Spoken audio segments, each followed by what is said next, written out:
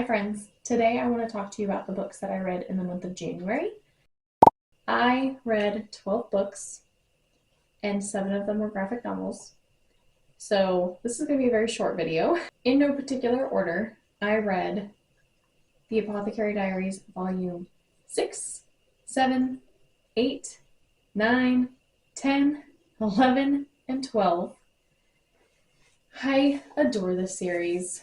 This series is about a young woman named Mao Mao, and she is kidnapped from her home and sold off to the palace to work as a servant. It turns out that she has a very special talent for detecting poisons, and she ends up becoming an official food taster for one of the royal consorts. Along the way, she ends up showing her skills to solve little mysteries and come up with medicine. It's very cool. It kind of blends medicine and detective work together, and I really like that about it. I gave all these books 5 stars. Yes, it does vary a little bit when I do read them. Like, I do like certain volumes more than one another, but overall, this series is 5 stars for me, and I will continue to read it.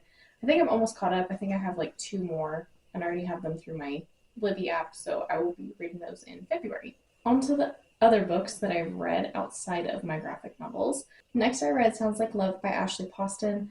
This book is about a songwriter, and she ends up going home to spend her last summer with her family at their beloved dive bar. It's really cute and bittersweet. In true Ashley Poston fashion, she always has an aspect of magical realism in her books. And so in this book, our songwriter starts to hear a voice in her head, and it turns out that this person is a real person, and he decides that he's going to come and meet her and kind of figure out why they can hear each other telepathically and try to figure out how to get each other out of their heads. And it's cute, it's a romance. I really, really enjoyed this book. I gave it 4 stars. I did find it a little bit predictable, but otherwise it was really cute. Next, I read Wild Dark Shore by Charlotte McConaghy. This book would definitely be considered like climate fiction, where you are living in a future where our climate is greatly affected. And in this particular novel, the main character, ends up washing ashore to one of the world's last seed banks. And it sounds like the oceans are changing and flooding these places. A lot of the world has already changed. Our main character, turns out her objective was to find her husband who has gone missing, and she ends up finding this family who's also at the seed bank where her husband was stationed, and they say they don't know anything about it, that he's just not around anymore. So she's trying to uncover what happened to him. There's very eerie vibes.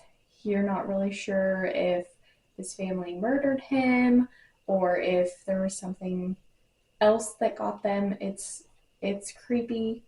It's kind of slow in the beginning, but towards the end it does pick up. I gave this book 4 stars. I think because it was very slow in the beginning, but I did really like it.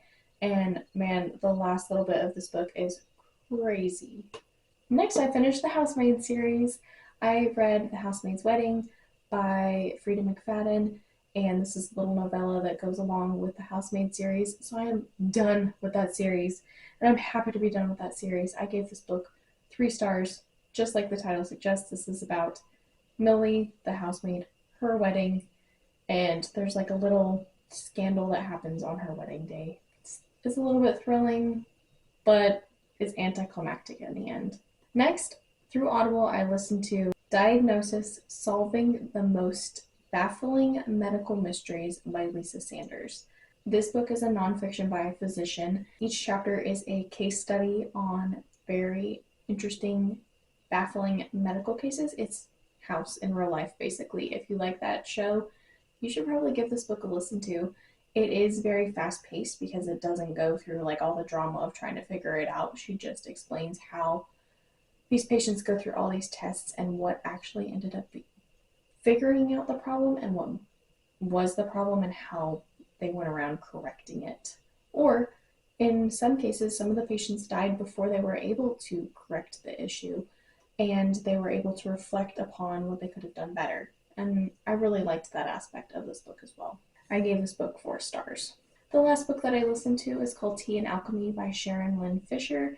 I read this off of Kindle Unlimited, and it was about a woman who finds out that she has the ability to read tea leaves while she's working in a tea shop. She is visited by this strange man. The next day, he turns up dead. She ends up trying to figure out her powers in addition to what's going on around the town. There is a little bit of a love story. I will also say that there is a vampire in this story. I enjoyed it. It was a 3.5 stars.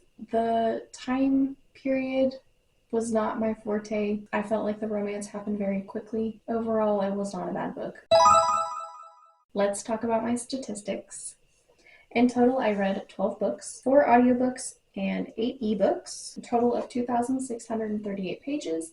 That's an average of 88 pages per day. It took me about 3.5 days to read a book, and I had an average rating of 4.5. Probably would have been much lower without all of the graphic novels that I read. I read 6 female authors and 2 new to me authors. I read 7 YA, 5 adult. I read 1 fantasy, 1 romance, 2 thrillers, 1 nonfiction, and 7 others, which would be my graphic novel. I think my favorite book of the month was Diagnosis. This was just a really interesting patient case studies compiled into one book, and I really found each patient that was presented was unique, and I think that it's not very common things that we hear about in medicine today.